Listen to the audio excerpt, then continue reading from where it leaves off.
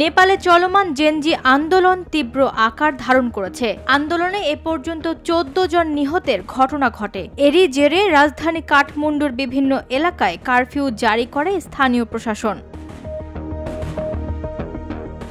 আন্দোলনের শুরু সরকারি দুর্নীতি, সামাজিক যোগাযোগ মাধ্যম ব্যবহারে বাধা আর বেকারত্ব নিয়ে। এই 3 ইস্যুতে ক্ষুব্ধ হয়ে রাস্তায় নামে জেনজি তরুণরা। নিরাপত্তা বাহিনীর বাধা উপেক্ষা করে রাজধানীতে অবস্থিত পার্লামেন্ট ভবনে ঢুকে পড়েন তারা।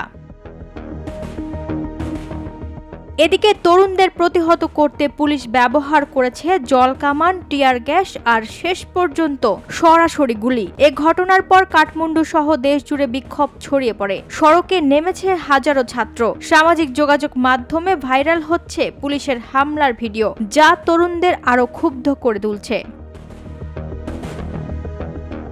এদিকে ছাত্র সংগঠনগুলো ঘোষণা দিয়েছে আন্দোলন স্থগিত নয়, বরং আরো তীব্র করা হবে। সরকার সাড়া না দিলে দেশব্যাপী ধর্মঘটের ডাক দিবে বলেও হুঁশিয়ারি দিয়েছে তারা। দুর্নীতি ও নিপীড়নের বিরুদ্ধে নেপালের জেনজি আন্দোলন এখন রূপ নিয়েছে রক্তক্ষয়ী বিদ্রোহে। কাঠমান্ডুর রাস্তায় পড়েছে লাশ, আর প্রজন্মের ক্ষোভ ছড়িয়ে পড়েছে পুরো দেশ জুড়ে। ওয়াহিদা প্রান্তি, স্বদেশ প্রতিদিন।